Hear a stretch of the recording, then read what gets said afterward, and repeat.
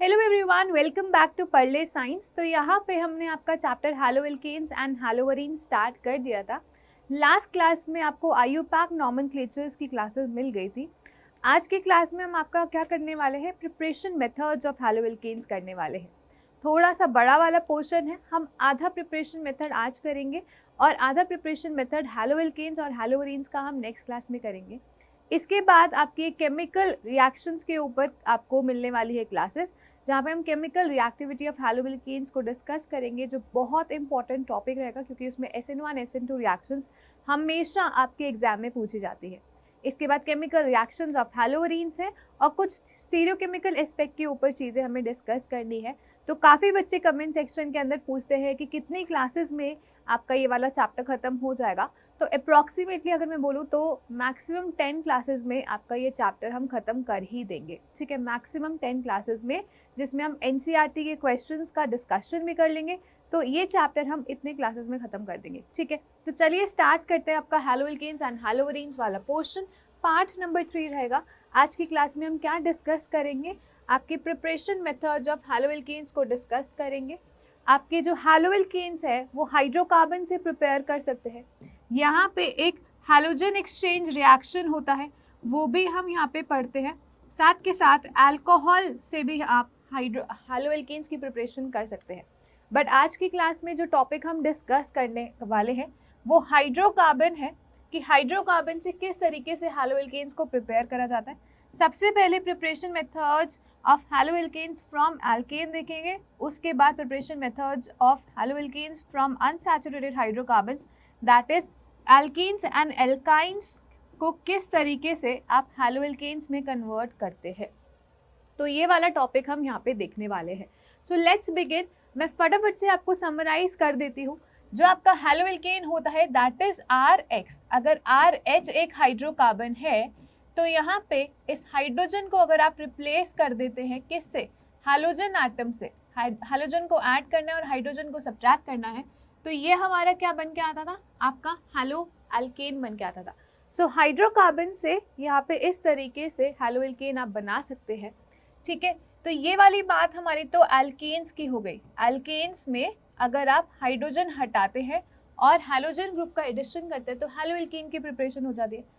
For example जैसे CH4 एक methane group है, यहाँ से एक या एक से ज़्यादा हाइड्रोजन अगर आप हटाओगे, उसकी जगह हैलोजन ग्रुप लगाओगे तो आपके पास CH3X बन सकता है। ठीक है, अगर आप 2 हाइड्रोजन हटाते हैं तो CH2X2 बन सकता है। अगर आप 3 हाइड्रोजन हटाते हैं तो CHX3 बन जाता है। अगर आप चारों हाइड्रोजन हटा देते हैं तो CH4 बन जाता है। ये सारे आपके हैलोएल्केन्स की ही कैटेगरी में जाएंगे। तो इनकी प्रिपरेशन आप कर सकते हो। हैलोएल्केन्स की प्रिपरेशन आप एल्केन्स से करते हैं using free radical halogenation mechanism. हम यहाँ पे फ्री रेडिकल हैलोजिनेशन करते हैं। फ्री रेडिकल हैलोजिनेशन का प्रॉपर मैकेनिज्म हम यहाँ पे फॉलो करते हैं। तो ये चीज़ें हमें डिटेल में डिस्कस करनी है।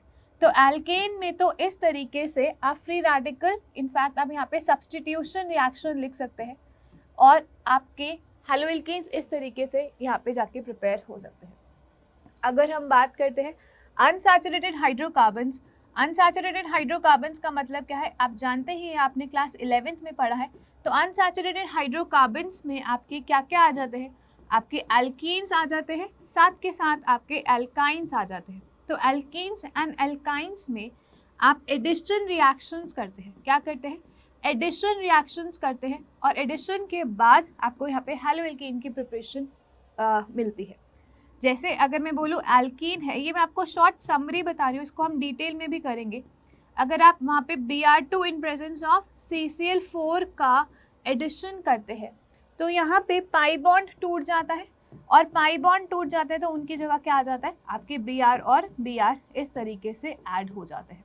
ठीक है, आप सेम डायरेक्शन, वैसे तो एंटी एडिशन होता है बट दिखाने को आप इस तरीके से दिखाते हैं। तो यहाँ पे विसिनल डाइहेलाइड का फॉर्मेशन होता है। एल्कीन्स में जब आपने Br2 डाला तो यहाँ पे विसिनल डाइहेलाइड का फॉर्मेशन होता है।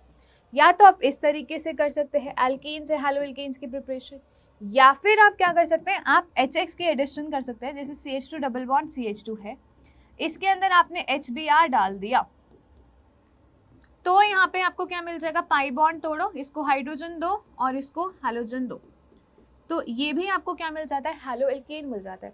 आज की क्लास की समरी हम यही करने वाले हैं।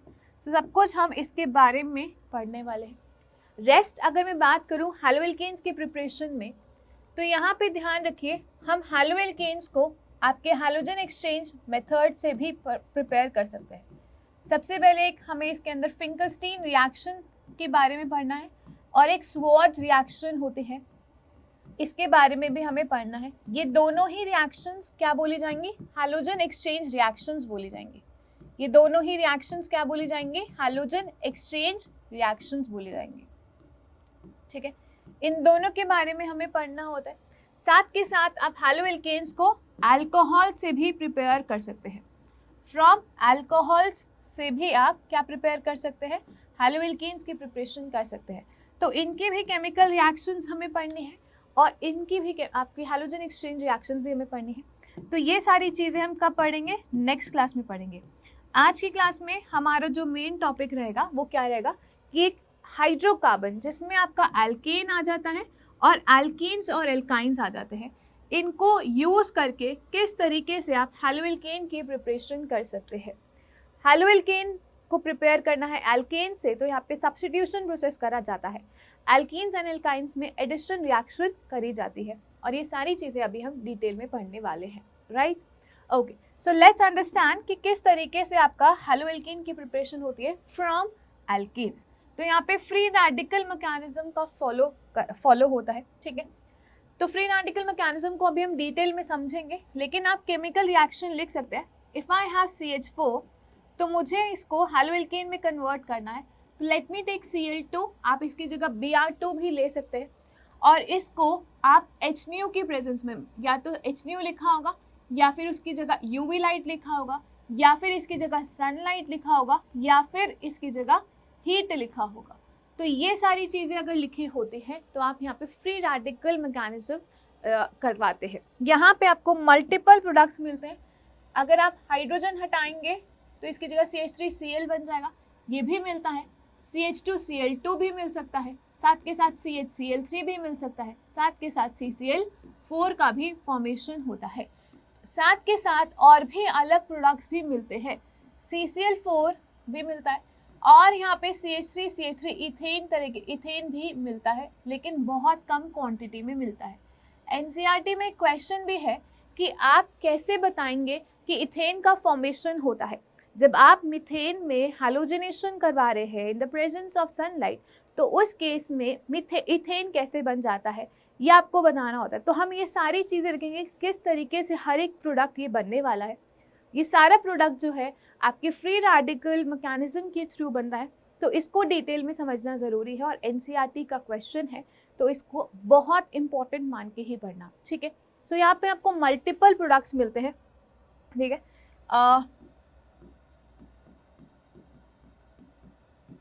अगर एक हैलोजन ग्रुप लगा होता है तो उसे हम क्या बोलते हैं, मोनो हैलोजिनेटेड सिस्टम। अगर 2 हैलोजन ग्रुप लगे होते हैं तो वो डाई हैलोजिनेटेड सिस्टम होगा, 3 होंगे तो ट्राई हैलोजिनेटेड सिस्टम हो जाएगा और 4 होंगे तो टेट्रा हैलोजिनेटेड सिस्टम बनता है। तो यहाँ पे बहुत सारे प्रोडक्ट्स मिलते हैं, लेकिन जब भी क्वेश्चन में पूछा जाएगा आपसे मोनो हैलोजिनेटेड प्रोडक्ट के रिगार्डिंग ही पूछा जाएगा, ठीक है। वो हम क्वेश्चंस की प्रैक्टिस करेंगे, but let's understand the mechanism, आपके किस तरीके से ये मैकेनिज्म होता है। जब हम बात करते हैं फ्री रेडिकल मैकेनिज्म की, तो इसमें 3 मेजर स्टेप होते हैं। नंबर 1 इज इनिशिएशन स्टेप, ठीक है। इस इनिशिएशन स्टेप में क्या होता है, इस इनिशिएशन स्टेप में फ्री रेडिकल जनरेट होता है,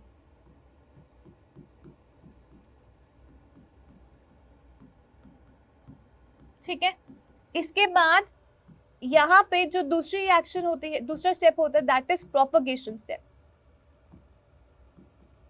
तो प्रोपगेशन स्टेप में क्या होता है, प्रोपगेशन स्टेप में आपके सबस्ट्रेट जो है वो फ्री रेडिकल जो इनिशिएशन स्टेप में जनरेट हुआ था, तो सबस्ट्रेट जो है वो फ्री रेडिकल के साथ फर्दर रिएक्ट करके और भी क्या बनाता है, फ्री रेडिकल्स बनाता है और रिएक्शन को कैरी फॉरवर्ड करता है। टर्मिनेशन स्टेप में टर्मिनेशन स्टेप में क्या होता था, टर्मिनेशन स्टेप में आपके जितने भी फ्री रेडिकल्स बने हैं वो कंबाइन बैक कर जाते थे। फ्री रेडिकल जो बने हुए हैं कंबाइंस बैक और रेडिकल टर्मिनेट हो जाता था और रिएक्शन स्टॉप हो जाती थी। ठीक है, तो ये 3 मेजर स्टेप होते हैं फ्री रेडिकल मैकेनिज्म में, जिसमें हमें इनिशिएशन स्टेप, प्रोपगेशन और टर्मिनेशन स्टेप के बारे में डिटेल में डिस्कस करना होता है, राइट। सो यहाँ पे फटाफट से हम देख लेते हैं कि जो फर्स्ट रिएक्शन है जिसमें आपने मीथेन को Cl2 के साथ रिएक्ट करा है और HNO के साथ, in the presence of HNO, तो यहाँ पे आपके पास मल्टीपल प्रोडक्ट्स बन रहे थे। तो हर एक प्रोडक्ट को देखेंगे किस तरीके से फॉर्मेशन होगा। Since the first step is the initiation step, जो आपका फर्स्ट स्टेप है वो क्या है, इनिशिएशन स्टेप है। तो यहाँ पे आप क्या बोलेंगे, आपका जो Cl2 है, Cl2 में जो क्लोरीन है उनके ऊपर लोन पेयर होता है और यहाँ पे दूसरा जो क्लोरीन है इसके ऊपर भी लोन पेयर होता है। तो यहाँ पे लोन पे रिपल्शन होने की वजह से कार्बन और हाइड्रोजन के बॉन्ड के कंपैरिजन में जो Cl2 का बॉन्ड होता है वो वीक होता है। तो आपकी सनलाइट के प्रेजेंस में यहाँ पे होमोलिटिक क्लीवेज हो जाता है और इस तरीके से जब ये क्लीव करता है तो आपके 2 Cl रेडिकल्स का फॉर्मेशन होता है। इसके पास 3 लोन पेयर्स अपने तो थे, बट ये odd pair of odd electron मिल जाता है। ठीक है, तो इसको हम सारे लोन पेयर्स दिखाने की ज़रूरत नहीं है, आप इस तरीके से 2 Cl रेडिकल जनरेट करते हैं।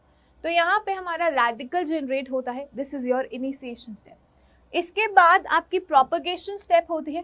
प्रोपगेशन स्टेप में जो रेडिकल जनरेट हुआ है, प्रोपगेशन स्टेप में जो रेडिकल जनरेट हुआ है वो आपके इस सबस्ट्रेट के साथ रिएक्ट करता है। सो वी हैव CH3 और ये कार्बन और हाइड्रोजन का बॉन्ड है। ये जो रेडिकल जनरेट हुआ है ये इसके भी रेडिकल्स बना देता है। ठीक है, इसके भी रेडिकल्स का जनरेशन करता है। सो यहाँ से आपके पास CH3 रेडिकल जनरेट होता है, एक नया रेडिकल, और H रेडिकल Cl के साथ कंबाइन करके HCl का फॉर्मेशन कर देता है। ठीक है, ये आपके फर्स्ट स्टेप में हो गया। सेकेंड स्टेप में क्या हुआ, ये जो CH3 रेडिकल है फिर इस Cl2 के साथ रिएक्ट करेगा। देखो Cl रेडिकल बना तो इसके साथ रिएक्ट करा था, अब इसका रेडिकल बनेगा तो Cl2 के साथ रिएक्ट करेगा। ठीक है, तो CH3 रेडिकल फिर Cl2 के साथ रिएक्ट करेगा इस तरीके से और इसका रेडिकल जनरेट करेगा इस तरीके से, और यहाँ पे क्या बन जाएगा, CH3Cl बन जाएगा। CH3Cl जनरेट हो जाएगा और Cl का रेडिकल बन जाएगा। तो आपने देखा यहाँ पे क्लोरोमीथेन बन गया, वन ऑफ द प्रोडक्ट। यहाँ पे हमने CH3Cl बना दिया, वन ऑफ द प्रोडक्ट आपका यहाँ पे ऑलरेडी बन गया है। ठीक है, लेट्स अंडरस्टैंड कि और बाकी के प्रोडक्ट्स कैसे बनते हैं। तो एक प्रोडक्ट तो हमने बना दिया, अब ये जो Cl रेडिकल है फिर किसके साथ रिएक्ट कर सकता है, तो ये Cl रेडिकल इसी के साथ रिएक्ट कर सकता है। इसके साथ तो हमने रिएक्शन दिखाई दी, अब ये जो Cl रेडिकल है CH3Cl के साथ ही रिएक्ट कर सकता है। तो थर्ड स्टेप में आप क्या लिख सकते हैं, जो आपका CH2 एक हाइड्रोजन दिखा रही हूँ, यहाँ पे Cl तो बॉन्ड नया बना ही था तो वापस से क्यों ही तोड़ेगा, तो ये Cl रेडिकल फिर से आपका इस तरीके से इसके साथ रिएक्ट करेगा और यहाँ पे आपका CH2 यहाँ पे रेडिकल, यहाँ पे Cl जुड़ा हुआ है और HCl बनेगा।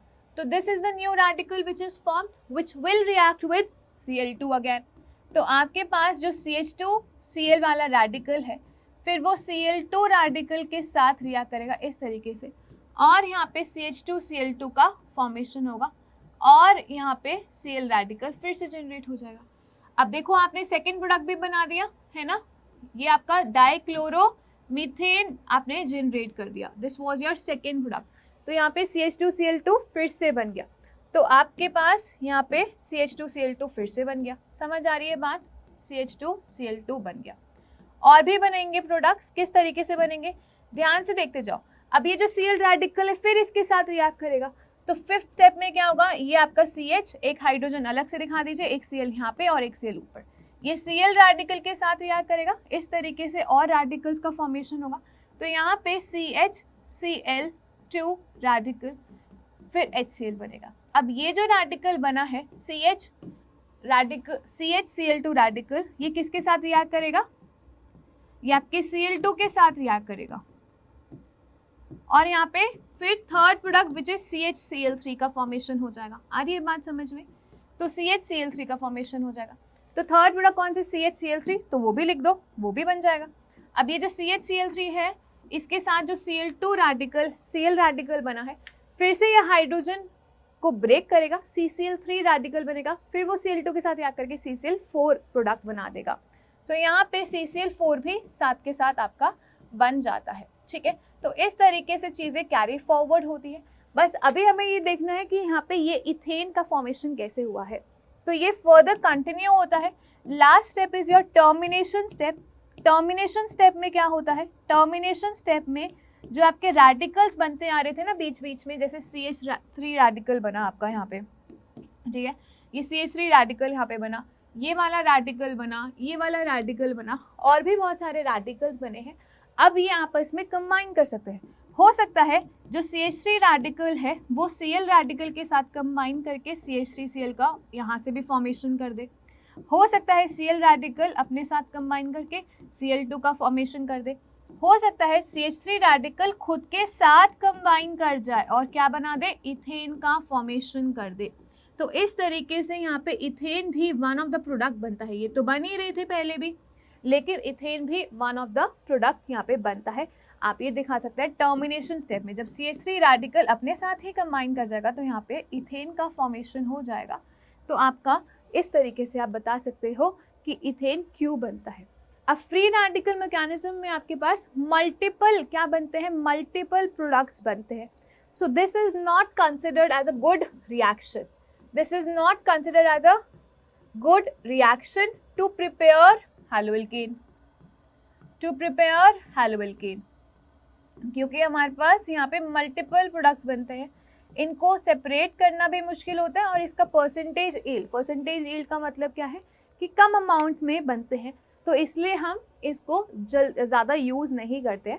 बट एनीवेज आपके सिलेबस में था तो हमें करना था, तो ये बहुत ज़्यादा इंपॉर्टेंट है। अगर आप स्क्रीनशॉट लेना चाहते हैं तो आप स्क्रीनशॉट्स ले सकते हैं, ठीक है। तो इस तरीके से आप बना सकते हैं क्या, आपके हर एक प्रोडक्ट, ठीक है।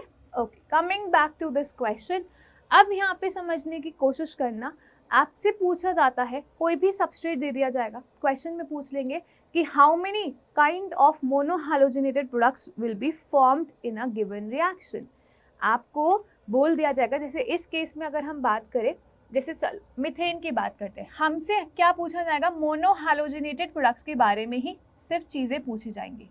क्या पूछी जाएंगी, ओनली मोनोहैलोजिनेटेड प्रोडक्ट्स के बारे में ही चीज़ें पूछी जाएंगी। मतलब एक ही हाइड्रोजन हटा के एक ही हैलोजन लगाना है, तो वो कितने बनेंगे वो आपको बताना है।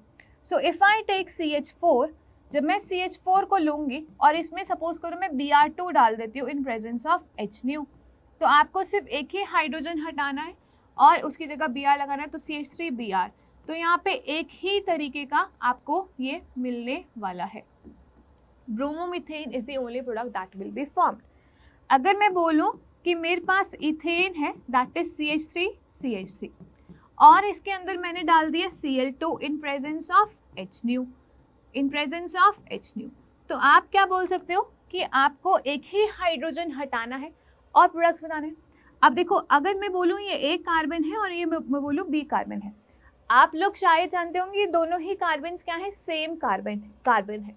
बट आप ऐसे प्रैक्टिस कर सकते हैं कि लेट अस से कि अगर आप एक कार्बन से हाइड्रोजन हटा रहे हैं और उसकी जगह हैलोजन लगा रहे हैं, तो आपको क्या मिलेगा, CH2Cl CH3 मिलेगा। तो इसका नाम क्या हो जाएगा, क्लोरोमीथेन, 1-क्लोरोइथेन इसका नाम हो जाएगा, है ना। अच्छा, हो भी तो सकता है कि सिर्फ आप ए हाइड्रोजन से ए हाइड्रोजन या ए कार्बन का हाइड्रोजन हटा रहे हो और Cl लगा रहे हो, बट ये भी तो पॉसिबल है कि B का हाइड्रोजन हट सकता है। जब B का हाइड्रोजन हटेगा तो आपको क्या मिलेगा, CH3, यहाँ पे CH2 और यहाँ पे Cl लग जाएगा। तो आपने ये क्या करा है, B के हाइड्रोजन को हटा के Cl लगा दिया। लेकिन ये भी तो क्या है, क्लोरोमीथेन ही तो है। ये भी तो क्या है, ये भी तो 1-क्लोरोमीथेन है। आईयूपैक में आपको ऑलरेडी करवा चुकी हूँ, ये भी 1-क्लोरोइथेन है, सॉरी, और ये भी क्या है, 1-क्लोरोइथेन।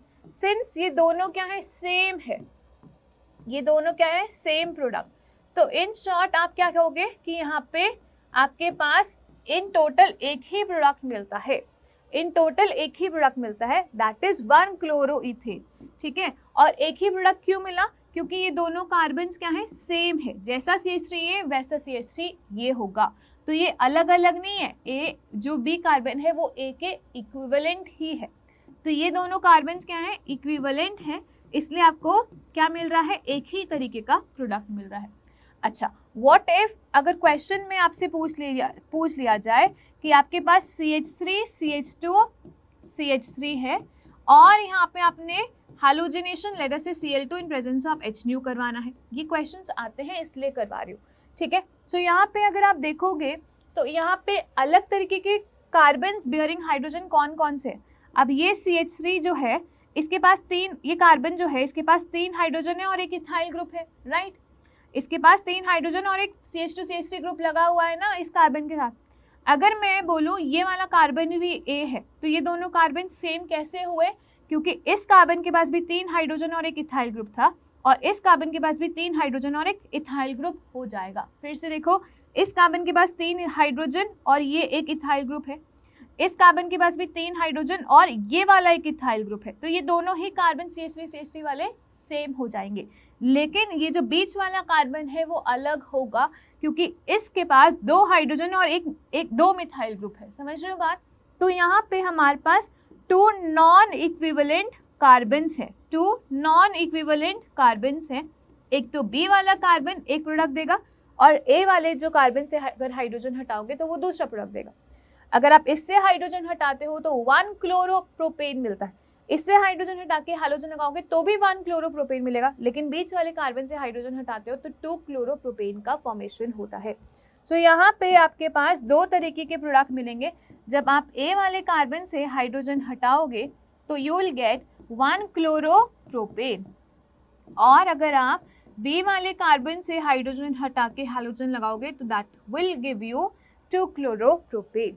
तो यहाँ पे 2 तरीके के प्रोडक्ट्स मिलते हैं, 2 तरीके के मोनोहैलोजिनेटेड प्रोडक्ट्स मिलते हैं।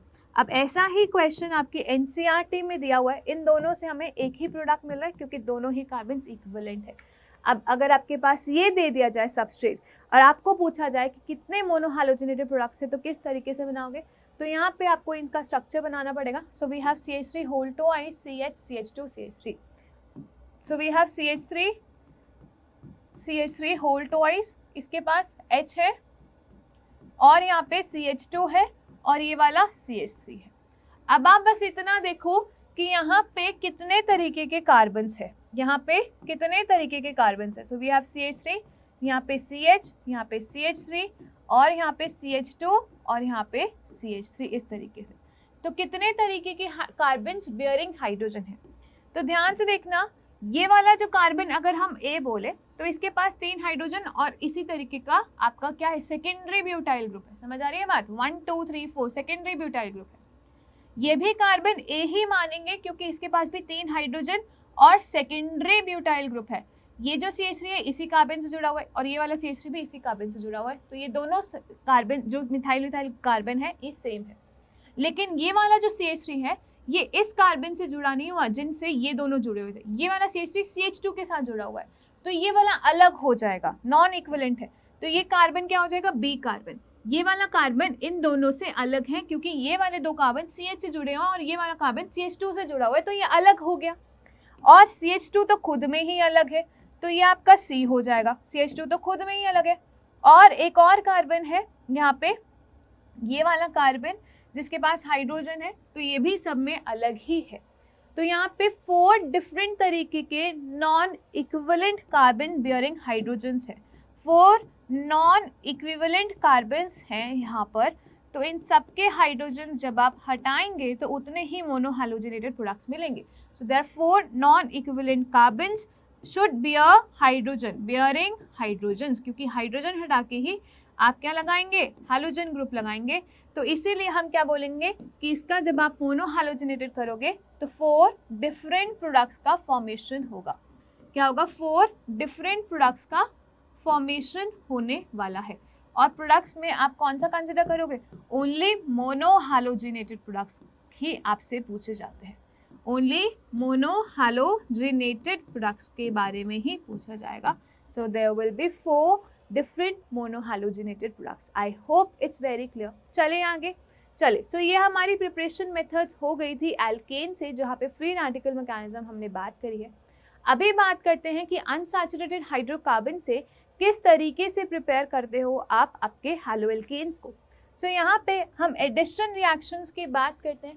ये सब्स्टिट्यूशन रिएक्शंस थे, क्योंकि सब्स्टिट्यूशन रिएक्शन में आप हाइड्रोजन को हटा के हैलोजन ग्रुप लगा रहे थे. ऐसी रिएक्शंस जिसमें एक ग्रुप को हटा के दूसरा ग्रुप आता है, तो ऐसी रिएक्शंस को क्या बोलते हैं? सब्स्टिट्यूशन रिएक्शंस बोलते हैं, जहाँ पे एक ग्रुप को हटा के दूसरा कोई और ग्रुप आ रहा है. लेकिन जब हम एल्कीन्स में हैलोजिनेशन करेंगे तो वहाँ पे कोई भी ग्रुप रिमूव नहीं होगा, बल्कि चीज़ें ऐड होंगी, तो वो एडिशन रिएक्शंस दिखाते हैं. तो आपकी एल्केन्स या फिर एल्काइंस, जिसे अनसैचुरेटेड हाइड्रोकार्बन्स बोलते हैं, वो एडिशन रिएक्शन दिखाते हैं. सबसे पहले आपको एडिशन करना है with your Br2 in presence of CCl4, जहाँ पे CCl4 किसका काम कर रहा है? एक सॉल्वेंट का काम कर रहा है, या फिर Cl2 in presence of CCl4. ठीक है, क्लियर हो गया सबको? सो यहाँ पे अगर आप देख रहे हैं किस तरीके से रिएक्शन होगी, ध्यान से देखिए. अगर मेरे पास एल्कीन है, लेटस से इथीन से हम स्टार्ट करते हैं, तो यहाँ पे आपने क्या डालना है? Br2 डालना है इन प्रेजेंस ऑफ CCl4, जो कि एक सॉल्वेंट का काम कर रहा है. तो यहाँ पे क्या करेंगे? आपको इनके पाई बॉन्ड्स को ब्रेक करना है. इसके पाई बॉन्ड को ब्रेक करोगे और एक हैलोजन इधर और एक हैलोजन इधर लगाओगे. ठीक है, so you will get CH2. अब ये सिंगल बॉन्ड हो जाएगा यहाँ पे, और यहाँ पे क्या हो जाएगा? Br और Br इस तरीके से एंटी पोजिशन पे जाके एड ऑन हो जाएंगे. So this will give you 1,2 डाइब्रोमोइथेन. सो यहाँ से जो प्रोडक्ट आपको मिलेगा दैट विल बी 1,2 डाइब्रोमोइथेन. आ रही है बात समझ में? तो this is your vicinal product. आप क्या बोलोगे? एल्कीन में जब आप क्या डालते हैं? Br2 in presence of CCl4 डालते हैं, तो यहाँ पे आपको क्या मिलते हैं? विसिनल प्रोडक्ट मिलते हैं. एडजेसेंट पोजीशंस पे लग जाते हैं आपके हैलोजन ग्रुप. ठीक है, ऐसे ही आप और भी रिएक्शंस दिखा सकते हैं. ध्यान से देखिए. इफ़ आई हैव नंबर 2, अगर मैं प्रोपीन ले लेती हूँ, तो we have CH3CH double bond CH2. अगर यहाँ पे Cl2 डालते हो इन प्रेजेंस ऑफ CCl4, तो यहाँ पे क्या मिलता है? यहाँ पे आपको ये पाई बॉन्ड को ब्रेक करना पड़ता है, और इधर हैलोजन और इधर एक हैलोजन ग्रुप देना पड़ता है. ठीक है, और यहाँ पे किस तरीके से प्रोडक्ट मिलेगा? सो वी हैव CH3CH, इसका पाई बॉन्ड तो ब्रेक हो गया, ये CH2 हो जाएगा, और यहाँ पे आपका Cl नीचे और Cl ऊपर. तो दिस विल बी 1,2 डाइक्लोरोप्रोपेन. इसका नाम क्या हो जाएगा? 1,2 डाइक्लोरोप्रोपेन. आ रही है बात समझ में? तो इसी तरीके से आप एडिशन रिएक्शंस करवाते हैं. यहाँ पे कोई भी ग्रुप निकला नहीं है, सिर्फ जाके ऐड हुआ है, तो ये क्या हो जाएंगे? आपकी एडिशन रिएक्शंस हो जाएंगे. ये क्या हो जाएंगे? एडिशन रिएक्शंस हो जाएंगी. इसके बाद जो आपके एडिशन रिएक्शन होते हैं, आप एल्कीन्स में HCl या HBr का एडिशन करवाते हैं. ये हमने क्लास 11th में भी पढ़ा हुआ है, अगर आपको याद है तो, और याद नहीं है तो कोई बात नहीं.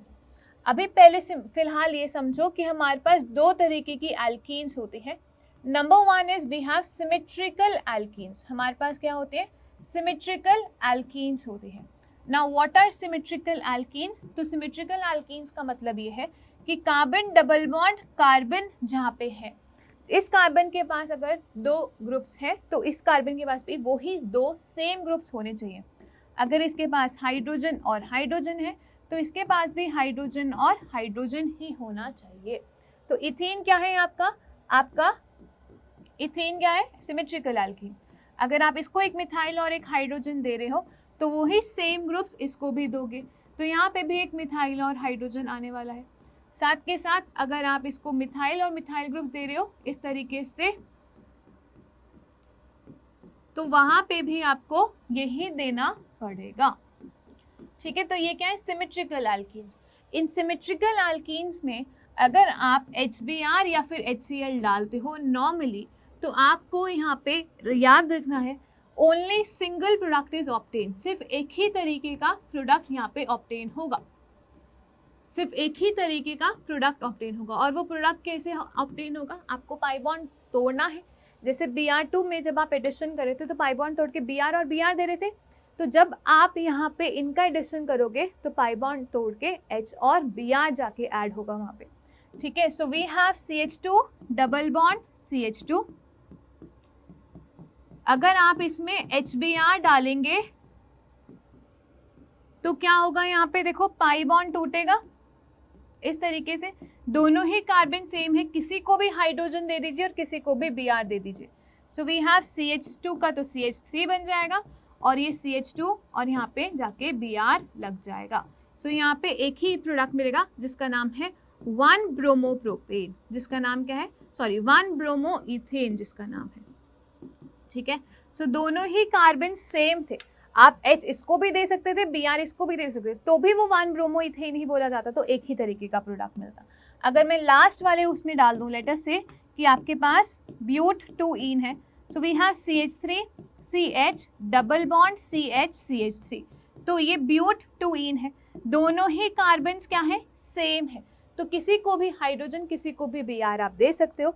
या फिर अगर हम इसमें HCl का एडिशन करते हैं तो HCl के एडिशन करने पे सपोज करो यहाँ पे आपको क्या मिलेगा, CH3 CH2 पाई बॉन्ड तोड़ो, यहाँ पे CH, यहाँ पे क्या आएगा Cl लगा होगा, है ना, और यहाँ पे CH3 लगा होगा। सो इसका नाम क्या हो जाएगा, 2 क्लोरोब्यूटेन, इसका नाम क्या हो जाएगा 2 क्लोरोब्यूटेन। यहाँ पे Cl लगाते तो भी वो 2 क्लोरोब्यूटेन बोला जाता, यहाँ पे Cl लगाते तो भी वो 2 क्लोरोब्यूटेन बोला जाता, तो एक ही तरीके का प्रोडक्ट मिलेगा क्योंकि ये दोनों ही क्या है, आपकी सिमेट्रिकल एल्कीन्स है, ये दोनों ही आपकी सिमेट्रिकल एल्कीन्स है, ठीक है ना। चले आगे। सो यहाँ पे आगे चलते हैं, अभी बात करते हैं यही एडिशन रिएक्शंस अगर हम अनसिमेट्रिकल एल्कीन्स के लिए कर रहे होते तो क्या होता। तो अनसिमेट्रिकल एल्कीन्स में ध्यान से आप देखेंगे, अनसिमेट्रिकल एल्कीन्स की अगर हम बात करते हैं तो जब आप इसमें HBr या फिर HCl वगैरह डालते हो तो यहाँ पे आपको 2 प्रोडक्ट्स मिलते हैं, 2 प्रोडक्ट्स यहाँ पे मिलने वाले हैं। इनमें एक प्रोडक्ट मेजर होता है मतलब ज़्यादा बनता है, और एक प्रोडक्ट माइनर होता है मतलब कम बनता है। एक प्रोडक्ट मेजर होता है ज़्यादा बनता है और एक प्रोडक्ट माइनर होता है मतलब कम बनता है। अगर आपने 100% रिएक्टेंट के साथ स्टार्ट करा तो मे बी ये 80% बने और ये 20% बने। अगर यहाँ पे 100% से स्टार्ट करें तो 100% यहाँ पे बनेगा, ठीक है। तो ये मेजर माइनर का मतलब होता है। तो अनसिमेट्रिकल एल्कीन्स का मतलब क्या होता है, जैसे कार्बन डबल बॉन्ड कार्बन है, इस कार्बन पे आपने एक मिथाइल ग्रुप दिया और एक हाइड्रोजन दिया, तो इस कार्बन पे अलग दे दो, चाहे 2 हाइड्रोजन दे दो, तो ये प्रोपीन है CH3 CH double bond CH2, एक अनसिमेट्रिकल एल्कीन है।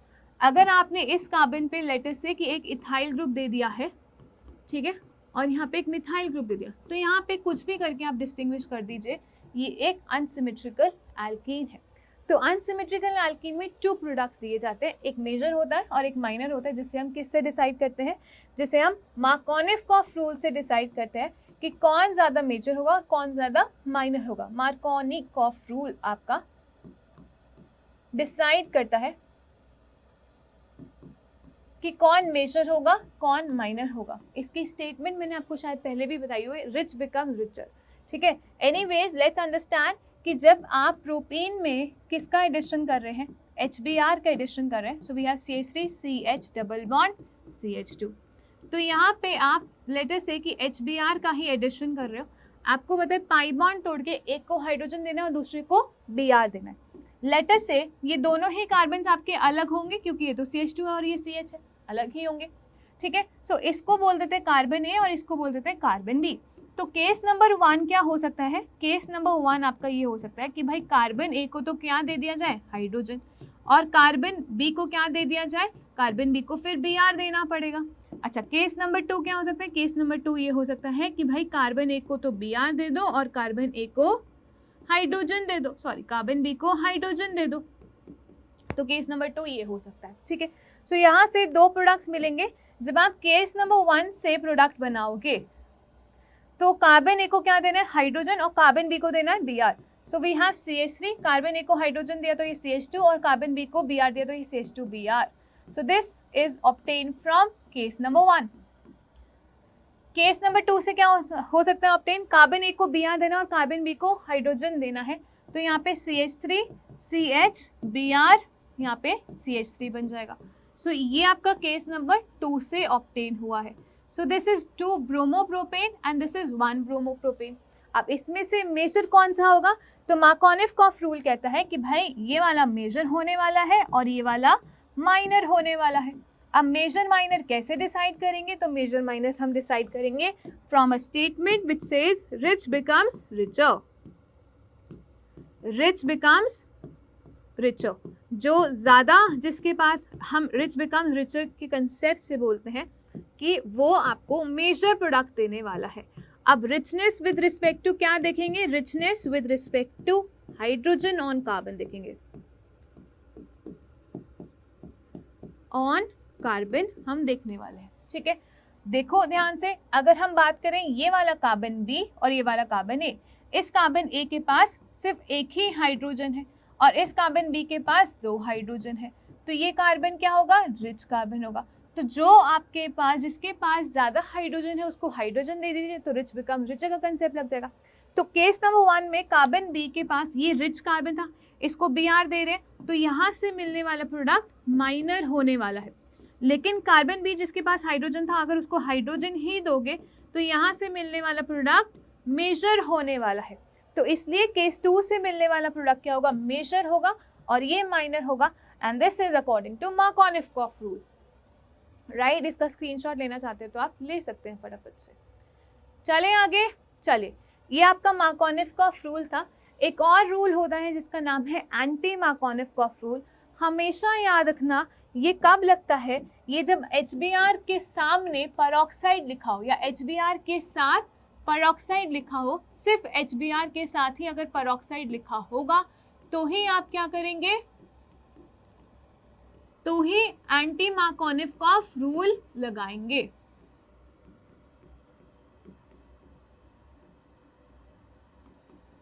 ठीक है, तो ही एंटी मार्कोनिफ-कॉफ रूल लगाएंगे। For example, if I am talking about this particular substrate, ध्यान से देखेंगे, CH3 ले लिया मैंने, यहाँ पे C, यहाँ पे CH2 CH3 ले लिया। ठीक है,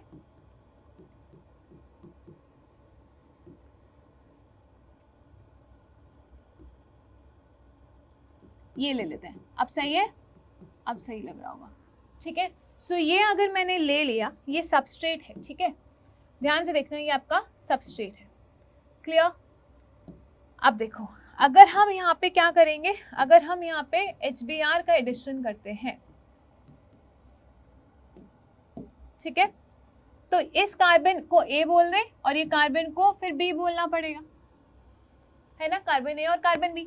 अब ये कार्बन के पास 2 हाइड्रोजन है तो ये रिच कार्बन होगा, इसके पास 1 हाइड्रोजन है तो ये पुअर कार्बन होने वाला है।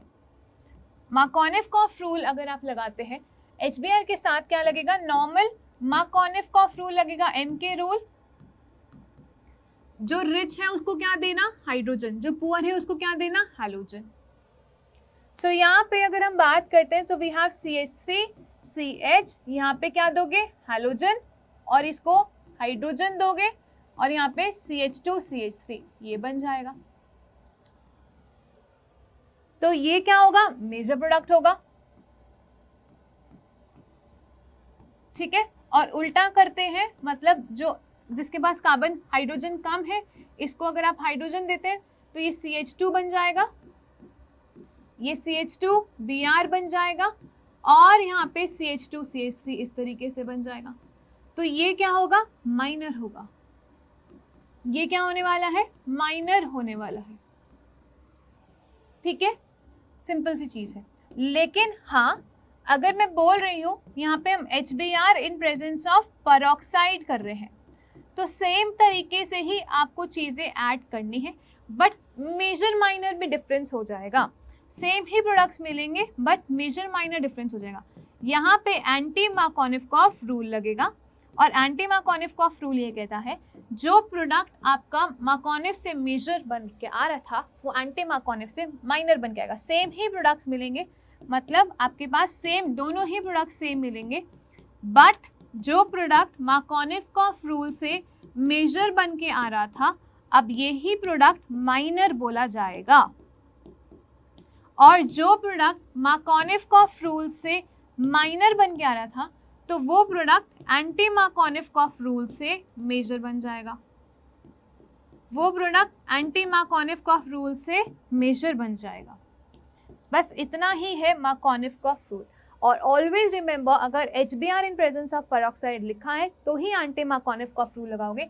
इसमें अगर HCl in presence of peroxide लिखा होता तो आप क्या लगाएंगे, आप यहाँ पे नॉर्मल मार्कोनिफ रूल ही लगाएंगे। HCl in presence of peroxide के प्रेजेंस में नॉर्मल मार्कोनिफ रूल लगता है, सिर्फ HBr in presence of peroxide के प्रेजेंस में एंटी मार्कोनिफ रूल का एडिशन होता है। ऐसे ही आप इथाइन में कर सकते हैं। लेट अस टेक CH, ठीक है। इसमें आप HBr का एडिशन कर रहे हैं, दोनों ही कार्बन सेम है, तो फिलहाल तो एक पाई बॉन्ड तोड़ के किसी को भी क्या दे दीजिए, किसी को भी हाइड्रोजन और किसी को भी हाइड्रोजन दे दीजिए। लेकिन जब सेकेंड इक्विवेलेंट ऑफ HBr इसके साथ रिएक्ट करेगा, अब यहाँ पे आपके पास मार्कोनिफ रूल लगेगा। तो इसके पास हाइड्रोजन कम है, इसके पास ज़्यादा है, तो ये रिच है। इसको क्या देंगे आप, इसको हाइड्रोजन ही देंगे। So you will get CH3, CH, Br और Br। और इस तरीके से आप विसिनल डाइहेलाइड का फॉर्मेशन कर सकते हैं। तो यहाँ पे this is your geminal dihalide, ठीक है। विसिनल तो हमने आपके स्टार्टिंग में बनाया था Br2 के साथ, है ना। सो यहाँ पे जेमिनल डाइहेलाइड का फॉर्मेशन इस तरीके से कर सकते हैं। आ रही है बात समझ में। तो किस तरीके से रिएक्शन होती है, इस तरीके से रिएक्शन करवाई जाती है। I hope it's very clear, ठीक है। अगर एक और एग्जाम्पल लेना है तो CH3 से ट्रिपल बॉन्ड CH है, इसमें जब HBr के साथ डालोगे, अभी यहाँ पे डिफरेंस है तो ये रिच है ना, तो इसको क्या दोगे, हाइड्रोजन दोगे। जब एक पाई बॉन्ड तोड़ोगे तो दो बॉन्ड्स रह जाएंगे और यहाँ पे इसको मिलेगा Br, इसको मिलेगा हाइड्रोजन और इसको मिलेगा Br। जब सेकेंड इक्विवेलेंट तोड़ोगे तो क्या